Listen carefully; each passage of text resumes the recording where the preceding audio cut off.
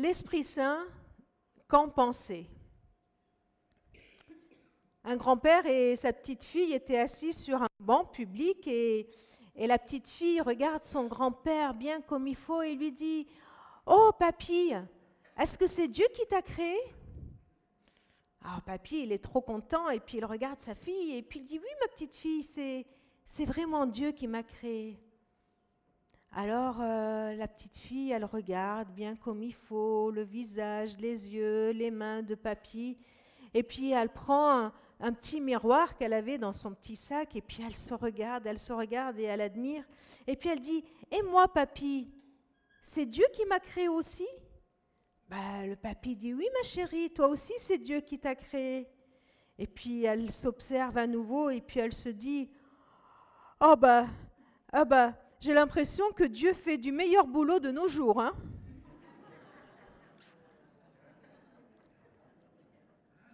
Est-ce qu'il fait du meilleur boulot de nos jours? Est-ce que c'est vrai?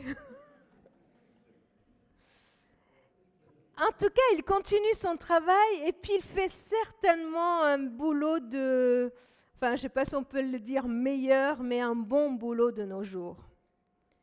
Le Saint-Esprit. Vous savez, à chaque fois que les chrétiens se sont disputés, se sont chamaillés et ils se sont égarés dans l'histoire, c'est souvent parce qu'ils ont ignoré l'Esprit Saint et comment il agit. Parce qu'aujourd'hui, c'est bien lui qui agit. Mais ce n'est pas que d'aujourd'hui qu'il s'agit. L'Esprit Saint n'agit pas dans notre monde qu'à partir de la Pentecôte. Déjà dans la Bible, nous le voyons dans les premiers livres de la Bible. Vous regardez la Bible, de la Genèse jusqu'à l'Apocalypse, on parle du Saint-Esprit. On va faire un petit tour dans la Bible. Déjà dans l'Ancien Testament, dans la Genèse. Genèse 1, nous lisons « Au commencement, Dieu créa le ciel et la terre. La terre était sans forme et vide. L'obscurité couvrait l'océan primitif. L'Esprit de Dieu s'est déplacé à la surface de l'eau. La terre était informe et vide. Tohu bohu en hébreu. Tout était bizarroïde là. Hein. Un peu comme ça se passe des fois dans notre tête et dans notre cœur. Voilà, le tohu bohu. Et on voit que le Saint-Esprit, dès le début, il participe à la création. Il agit en créant avec le Père et aussi avec la parole qui est le Fils. Dans Genèse 2, il nous est dit que le Seigneur prit de la poussière du sol et en façonna un être humain. Puis, il lui insuffla dans les narines le souffle de vie et cet être humain devint vivant. L'Esprit de Dieu met en l'homme la vie physique, mais aussi la vie spirituelle. On va avancer dans l'Ancien Testament et on va aller aussi dans d'autres livres. L'Esprit Saint, on voit dans l'Ancien Testament qui vient sur des gens d'une façon particulière pour leur faire une tâche particulière ou dans un moment précis de l'histoire. Vous connaissez certainement cet épisode avec Moïse. Moïse qui avait un rôle très particulier dans l'histoire du peuple de Dieu et il a eu un entretien, un face-à-face avec Dieu et il était rempli du Saint-Esprit. Il y a l'Esprit de Dieu qui était en lui. Et voilà que tout au long de l'histoire du peuple de Dieu, on voit l'Esprit de Dieu qui se saisit de certaines personnes pour leur pour qu'ils accomplissent une tâche particulière. C'était ponctuel. D'une façon ponctuelle, des personnes étaient remplies de l'Esprit. Et puis tout au long de l'Ancien Testament, on voit cette promesse du Père. Cette promesse du Père qui se trouve déjà dans Jérémie. Une promesse bien particulière. Sous l'Ancienne Alliance, Dieu avait dit à son peuple, voilà, je suis votre Dieu, vous êtes mon peuple, voilà les lois que je vous donne pour que vous les observiez, pour que vous puissiez être heureux, pour que vous puissiez vivre. cette alliance qui est entre vous et moi, pour que vous soyez véritablement mes témoins, suivez mes lois, suivez mes ordonnances. Mais très vite, cette loi ne les a pas aidés. Très vite, cette loi est devenue un fardeau parce qu'ils transgressaient sans cesse cette loi. Alors Dieu dit quelque chose de fabuleux dans Jérémie. « Je vais faire quelque chose de nouveau. Je vais mettre ma loi en vous. Je vais l'inscrire dans vos cœurs. Et voici en quoi consistera l'alliance que je conclurai avec le peuple d'Israël, déclare le Seigneur. J'inscrirai mes instructions non plus sur des tablettes de pierre, mais dans leur conscience. Je les graverai dans leur cœur. Je serai leur Dieu et ils seront mon peuple. » Comment il va faire un truc pareil? Comment est-ce possible que les instructions de Dieu soient gravées dans les cœurs? Vous voyez? Quelque chose de très très fort. Hein? Vous voyez comme la loi, les instructions étaient importantes et structurées toute la vie spirituelle du peuple d'Israël. C'était en suivant cette loi qu'il y avait un lien avec Dieu, une relation avec Dieu. Et là, Dieu est en train de dire, je vais les écrire dans votre cœur, plus sur des tablettes faites par les mains des hommes, mais ce sera gravé dans votre cœur. Alors un peu plus loin dans Ézéchiel, nous voyons plus de précision. Dieu qui dit, je vous donnerai un cœur nouveau. Je mettrai en vous un esprit nouveau, j'enlèverai votre cœur insensible comme une pierre et je le remplacerai par un cœur réceptif. Je mettrai en vous mon esprit et je vous rendrai ainsi capable d'obéir à mes lois, d'observer et de pratiquer les règles que je vous ai prescrites. Voilà l'explication qui est donnée dans Ézéchiel, que c'est son esprit, il va mettre en nous, dans notre cœur, un esprit nouveau, et c'est par son esprit que nous serons capables d'obéir à ses lois, d'observer, de pratiquer les règles qu'il nous a données. Voilà le projet extraordinaire de Dieu, c'est de changer nos cœurs, de changer le cœur de l'homme et de la femme, bien sûr, de changer nos cœurs de pierre en cœurs réceptifs de son esprit, en cœur où réside l'Esprit de Dieu. Voilà le projet de Dieu qui nous est révélé dans ces textes-là. Alors, cela concerne qui? Qui est concerné par cette promesse et par ce projet de Dieu? Nous le voyons dans une autre prophétie, dans celle de Joël, où il est dit, par la suite, dit le Seigneur, je répandrai mon esprit sur tout être humain. Vos fils et vos filles deviendront prophètes. Je parlerai par des rêves à vos vieillards et par des visions à vos jeunes gens. Même sur les serviteurs et les servantes, je répandrai mon esprit en ces jours-là. L'Esprit de Dieu sera répandu, voilà la promesse qu'il y a dans ce texte de Joël, sera répandu sans considération d'âge, de sexe, d'origine, de couleur ou de rang social, sans distinction de nationalité. L'Esprit de Dieu sera pleinement démocratisé, si j'ose dire. Et voilà que le peuple de Dieu a attendu la réalisation de cette promesse pendant 300 ans. Cette promesse apportée par Joël. Nous arrivons dans le Nouveau Testament. Dans le Nouveau Testament et dans la vie de Jésus lui-même. Dans la vie de Jésus, l'Esprit n'est pas seulement celui qui donne sa force en s'emparant de certaines personnes pour leur faire une tâche particulière, mais nous voyons l'Esprit qui a joué un rôle capital même dans la vie de Jésus. Déjà sa naissance. Sa naissance est annoncée dans Luc 1 en disant, l'ange qui dit à Marie, « L'Esprit Saint viendra sur toi, et la puissance du Dieu Très-Haut te couvrira comme d'une ombre. C'est pourquoi on appellera Saint et Fils de Dieu l'enfant qui doit naître. » à l'annonciation de la venue de Jésus, de la naissance de Jésus, voilà que l'Esprit Saint est décrit comme l'acteur principal de cette naissance. C'est par le Saint-Esprit que Marie va devenir enceinte. Et puis Marie, devant cela, elle venait de dire, mais comment est-ce possible ? Et le texte que nous voulons dire est la réponse que l'ange donne à cette interrogation. Mais comment est-ce possible ? Comment est-ce possible ? Peut-être que dans notre vie, nous nous posons souvent cette question.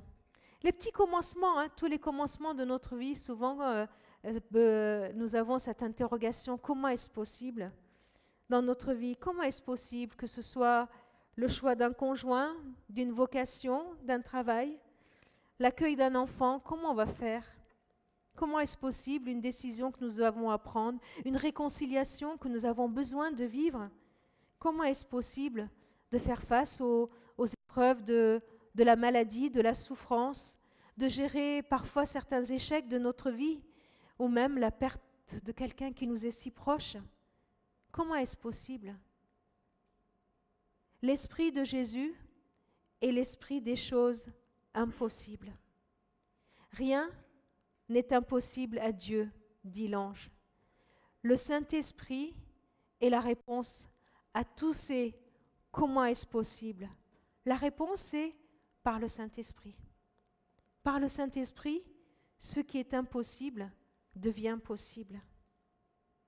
Un peu plus tard, quand Jésus est né, tout au début de son ministère, nous voyons que le Saint-Esprit a été un soutien pour lui dans la tentation, une puissance pour libérer. Quand il a été amené dans le désert et qu'il a été tenté, c'est le Saint-Esprit. C'est le Saint-Esprit qui était avec lui, rempli du Saint-Esprit. Il a pu vivre cette tentation et ne pas succomber. Et puis, quand il a commencé son ministère, sa vocation, eh bien, encore une fois, il cite l'Esprit de Dieu. Jésus est dans la synagogue de Nazareth et là, il prend le rouleau d'Ésaïe et puis, pour annoncer ce qu'il allait faire, il ouvre le rouleau et il dit « L'Esprit du Seigneur est sur moi ». Il est en train de dire que sa vocation va démarrer par l'Esprit de Dieu. L'Esprit du Seigneur est sur moi. Il m'a consacré pour apporter la bonne nouvelle aux pauvres. Il m'a envoyé pour proclamer la délivrance aux prisonniers, le don de la vue aux aveugles, pour libérer les opprimés, pour annoncer l'année où le Seigneur manifestera sa faveur. Voilà encore l'Esprit de Dieu qui annonce la vocation toute particulière de Jésus. Si nous sommes en recherche de projet de vie ou quelle est notre vocation, comme pour Jésus, c'est encore l'Esprit de Dieu qui va agir et qui va nous donner, qui va répondre à cette question de la vocation, qui va nous donner notre projet, qui va nous montrer quel est le projet que nous avons à vivre. Et nous voyons cette vocation qu'il a décrite qui se réalise par l'Esprit de Dieu, par la puissance de l'Esprit. Et en effet, par la puissance de l'Esprit, les opprimés ont été délivrés, les prisonniers ont été libérés, les aveugles ont retrouvé la vue, et puis la grâce de Dieu a été manifestée. On continue un peu dans le Nouveau Testament et on arrive aux Actes des Apôtres avec la Pentecôte. Et l'Esprit Saint joue un rôle clé dans la vie de l'Église, de la première Église naissante. Avant de monter au ciel près de son Père, Jésus réunit ses disciples et leur demande quelque chose de très spécial. Il leur dit « Ne vous éloignez pas de Jérusalem, mais attendez ce que le Père a promis. » Vous vous souvenez ce que le Père avait promis ? On vient de le lire dans Joël. « Attendez ce que le Père a promis, le don que je vous ai annoncé. » En effet, Jésus, à maintes reprises, il avait dit à ses disciples qu'ils allaient recevoir le don de l'Esprit, le consolateur qu'il allait envoyer, qu'il fallait que lui, il les quitte pour que l'Esprit descende sur eux. Car Jean a baptisé avec de l'eau, mais vous, dans peu de temps, vous serez baptisés par l'Esprit Saint, avec le Saint-Esprit. Alors les disciples se sont rassemblés ensemble et ils ont prié pour la réalisation de cette promesse. La Pentecôte est le moment où Dieu accomplit véritablement cette promesse. cette promesse annoncée par le prophète Joël. C'est vraiment à ce moment-là que cette promesse est réalisée. Et d'ailleurs, juste après la Pentecôte, quand le Saint-Esprit descend sur les disciples, et nous en parlerons plus en détail aussi demain, eh bien Pierre se lève et il dit, voilà ce que vous venez de voir, c'est ce qui a été annoncé par le prophète Joël. Voici ce qui arrivera dans les derniers jours. Je répandrai de mon esprit sur tout être humain. Vos fils et vos filles deviendront prophètes. Je parlerai par des visions à vos jeunes gens et par des rêves à vos vieillards. Oui, je répandrai de mon esprit sur mes serviteurs et servantes en ces jours-là, et ils seront prophètes. Voilà Pierre dans son discours qui reprend exactement cette prophétie de Joël et qui dit à tout le monde, vous vous souvenez de cette prophétie? Eh bien voilà, c'est celle-ci qui est accomplie maintenant. Qu'en est-il pour nous aujourd'hui?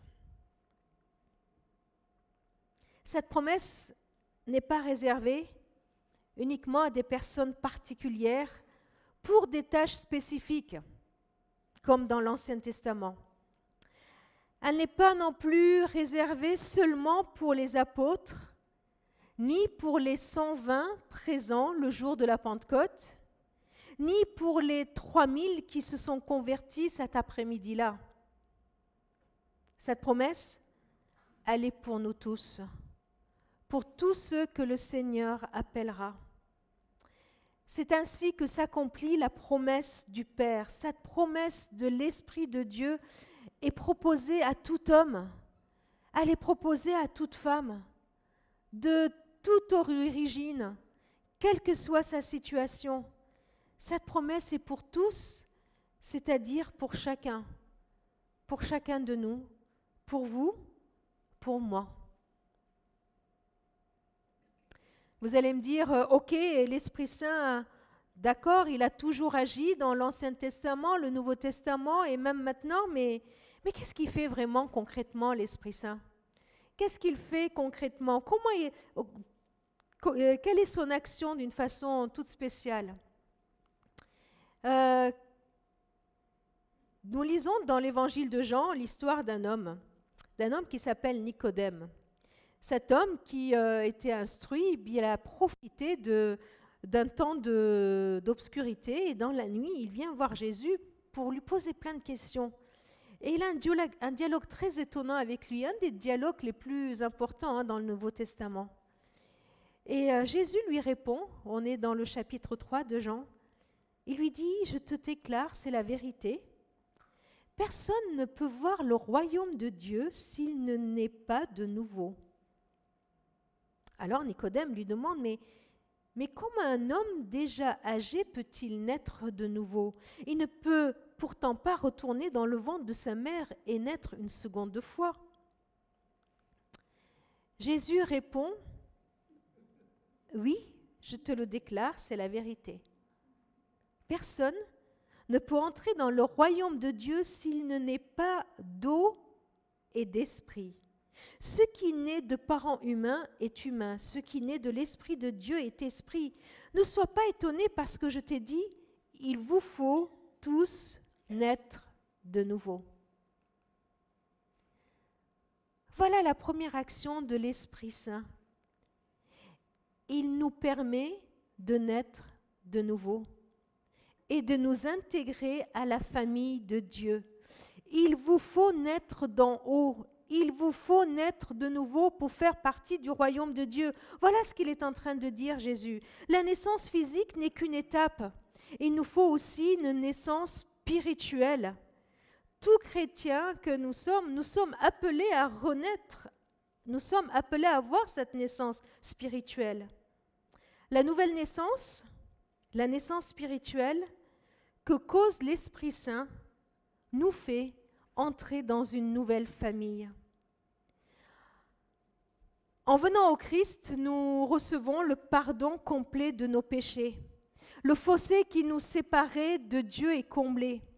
Paul dit qu'il n'y a plus de condamnation pour ceux qui sont unis à Jésus-Christ. Jésus a pris tous nos péchés passés, présents et même à venir.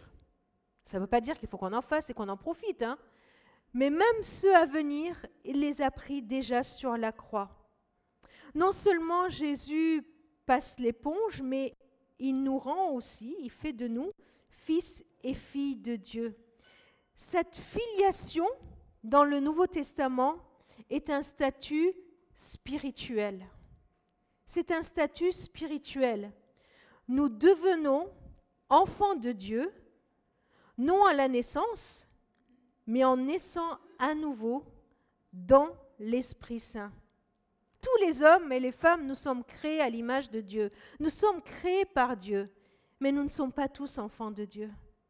Seuls ceux qui reçoivent Jésus et reçoivent en son nom, et qui croient en son nom, eh bien, ils reçoivent le pouvoir de devenir enfants de Dieu, comme nous le lisons dans Jean chapitre 1, verset 12.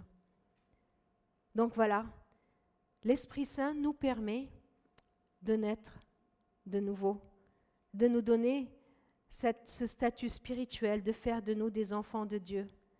Alors, il y a 2 conséquences à cela. La première conséquence, c'est que, du coup, nous pouvons expérimenter la présence de Dieu. Nous expérimentons dans notre cœur la présence de Dieu. Ce n'est pas seulement quelque chose que nous savons intellectuellement, mais cela devient une présence réelle. Nous le vivons, nous le ressentons dans nos tripes, dans notre cœur. Nous savons que nous sommes enfants de Dieu. Nous savons que Dieu nous aime.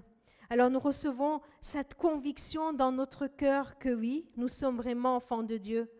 Paul, il a écrit une épître grandiose, l'épître aux Romains, qui est comparée dans le Nouveau Testament comme à l'Himalaya, vous voyez. Eh bien, dans ce magnifique livre, eh bien, il y a comme s'il y avait le mont Everest serait le chapitre 8, et puis le mont Himalaya, ce verset qui nous dit « Tous ceux qui sont conduits par l'Esprit de Dieu sont enfants de Dieu. » Car l'esprit que vous avez reçu n'est pas un esprit qui vous rend esclave.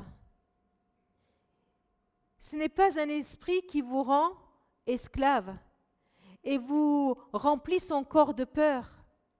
Mais c'est l'Esprit Saint qui fait de vous ses enfants, les enfants de Dieu, et qui nous permet de crier à Dieu, « Papa, Abba, mon papa !» L'Esprit de Dieu vient, il atteste dans notre vie que nous sommes vraiment enfants de Dieu. Il atteste lui-même à notre esprit que nous sommes enfants de Dieu. Voilà ce que fait l'Esprit de Dieu. Il vient attester en nous faisant expérimenter dans nos vies la présence de Dieu.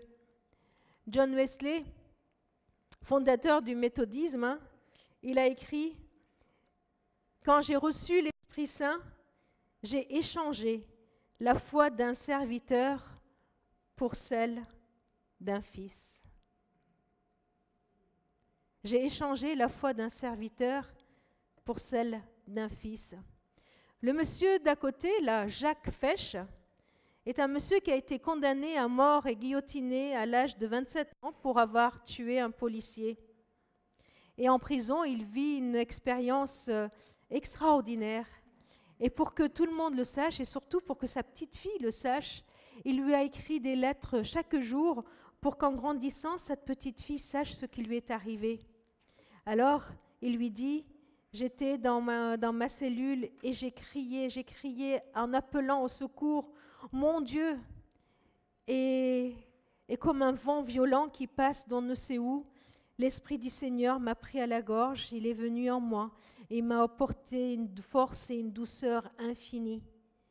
Aujourd'hui, tout semble simple, chaleur et lumière. Le Seigneur s'empare de mon âme. Il ne le fait pas chichement, mais avec la profusion d'un grand Seigneur. Il est impossible pour celui qui a reçu cette prise de conscience de l'oublier. Voilà ce que fait l'Esprit de Dieu qui va visiter des personnes là où nous sommes et il vient nous donner cette proximité avec le Père. Cela nous interroge et nous pouvons nous demander si nous vivons cette proximité. Deuxième conséquence du travail de l'Esprit dans nos vies, c'est qu'il nous aide il nous développe en nous un caractère nouveau. Moi, je suis toujours émerveillée de voir comment les enfants peuvent ressembler aux deux parents. Vous voyez, sur un visage, vous voyez deux visages. Mais ce qui m'émerveille encore plus, c'est quand on voit des couples qui vieillissent ensemble, combien ils finissent par se ressembler. Il y a des exemples devant moi, mais que je ne vais pas les citer pour ne pas les... Il y en a qui sourient, qui sont reconnus. Hein. Voilà, là, vous voyez, là, par exemple, vous avez 2 exemples. Ça ne vous choque pas que je vous dise des couples qui vieillissent, vous assumez? Voilà. Vous ne trouvez pas qu'ils finissent par se ressembler? Franchement, hein? Qu'est-ce qui fait qu'on finit par se ressembler? À force de passer du temps ensemble, non? À force de passer du temps ensemble, on finit par se ressembler. Eh bien, c'est comme ça que le Seigneur nous transforme. Lorsque nous passons du temps en présence de Dieu, son esprit nous transforme et progressivement, nous ressemblons de plus en plus au Christ. C'est ainsi que nous ressemblons de plus en plus au Christ. C'est en passant du temps avec lui. Et le trait de caractère de l'ère de famille que l'Esprit de Dieu développe en nous, c'est on décrit dans Galates 5. L'Esprit va développer en nous le fruit. Le fruit, ce qui est produit, c'est l'amour, la joie, la paix, la patience, la bienveillance, la fidélité, la bonté, la douceur, la maîtrise de soi. Non pas que nous devenions parfaits immédiatement, ça saurait, hein? Mais progressivement, un changement profond va s'opérer en nous. Une véritable résurrection de notre cœur, une vraie opération du cœur. Et c'est l'Esprit de Dieu qui va l'opérer en nous. Une nouvelle capacité à aimer nous est donnée. Une manifestation d'une joie que nous allons exprimer malgré les circonstances que nous vivons. Nous allons de plus en plus ressembler au Père. Et du coup, ce sera le signe distinctif des enfants de Dieu. Parce que ce qui nous unit, ce ne sont pas, j'allais dire, nos étiquettes, nos clochers, nos règlements intérieurs. Ce qui nous unit, c'est l'Esprit de Dieu qui dit qu'il y a un seul corps, un seul Esprit Saint. Il y a une seule espérance à laquelle Dieu nous a appelés. Il y a un seul Seigneur, une seule foi, un seul baptême, un seul Dieu, le Père de tous, qui règne sur tous, agit par tous et demeure en tous.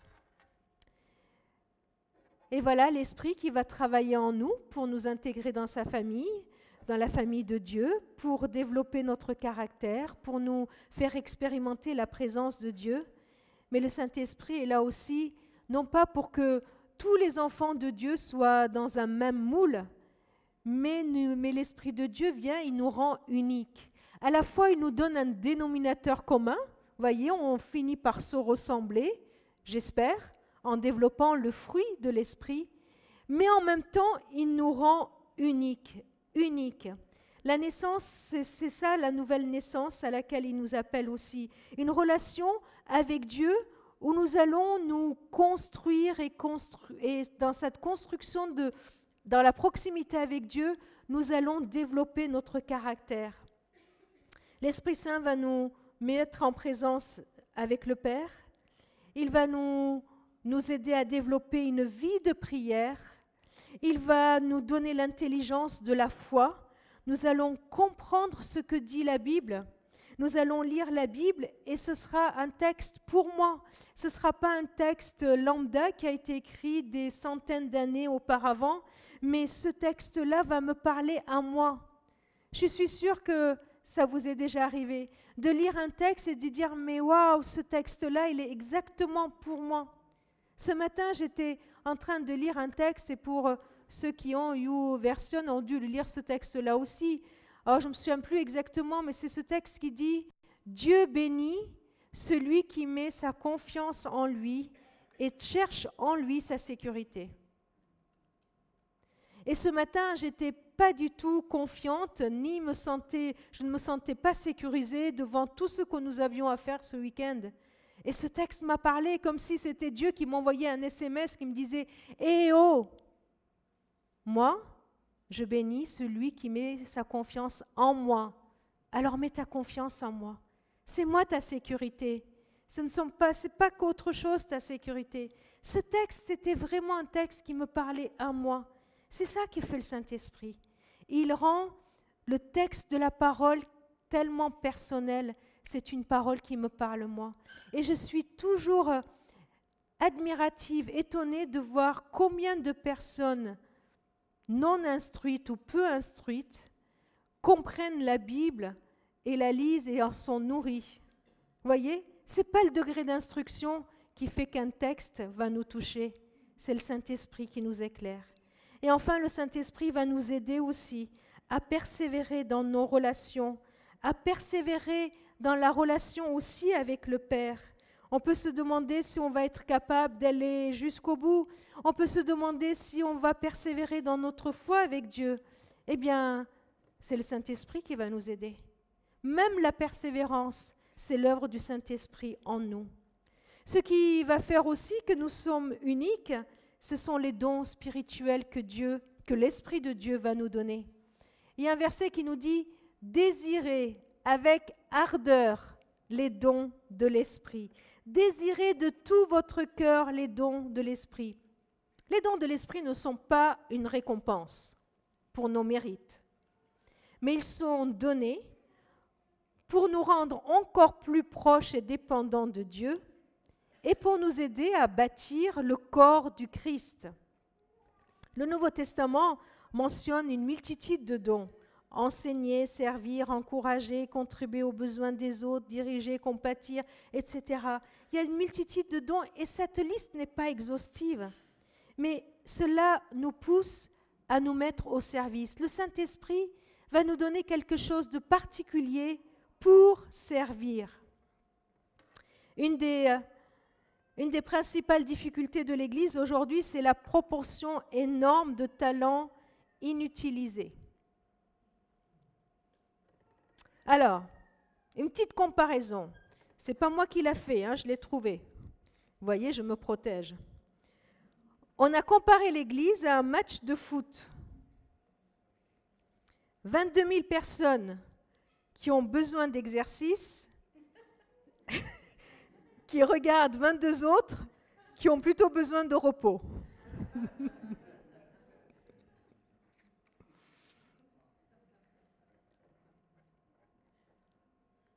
Les dons sont là pour que nous puissions les mettre au service des autres et de l'Église. Et si l'Église est une famille et que l'Esprit de Dieu va nous intégrer dans cette famille, eh bien, il est naturel qu'une famille grandisse. Il est naturel qu'une famille reçoive d'autres membres. C'est pourquoi Jésus il a dit à ses disciples, « Vous recevrez une force, une puissance, le Saint-Esprit descendra sur vous et vous serez mes témoins à Jérusalem, dans toute la Judée, la Samarie et jusqu'au bout du monde. » Le Saint-Esprit va nous donner la puissance, la capacité de parler aux autres. Il va nous donner la puissance d'être témoins. Et nous le voyons dans les Actes des Apôtres avec un Pierre tout tremblant devant une servante qui, recevant l'Esprit Saint, se lève et témoigne de ce que Christ a fait.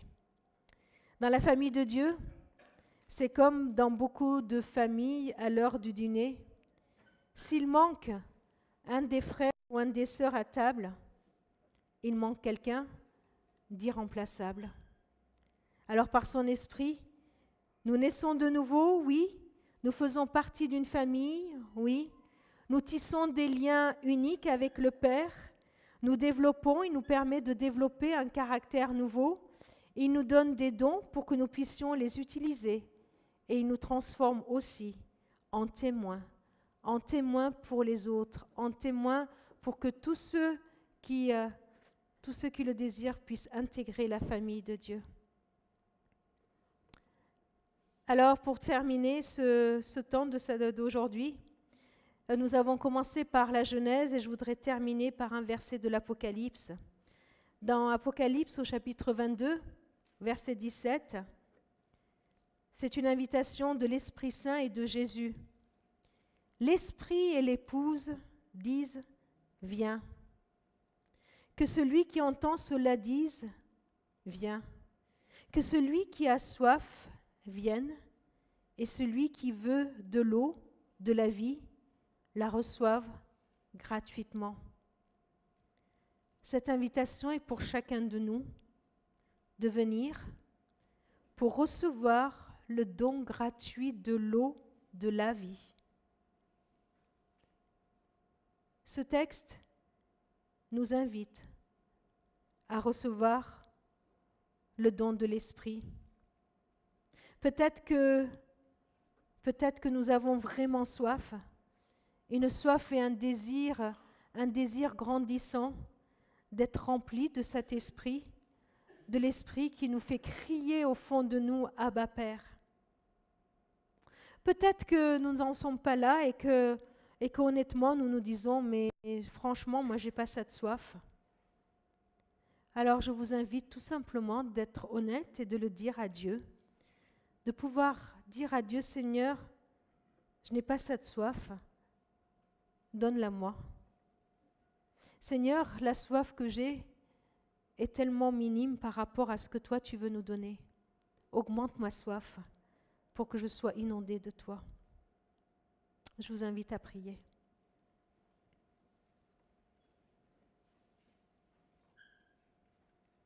Merci Seigneur pour les choses merveilleuses que ton esprit nous apporte.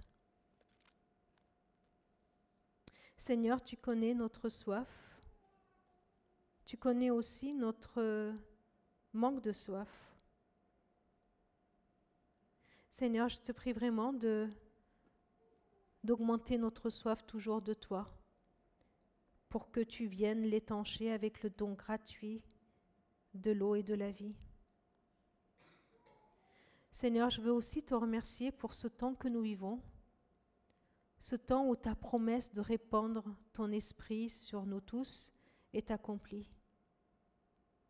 Je te prie, Seigneur, pour que pendant ce week-end, chacun de nous, nous puissions faire encore l'expérience de ta présence et de ton amour. En ton nom, Amen.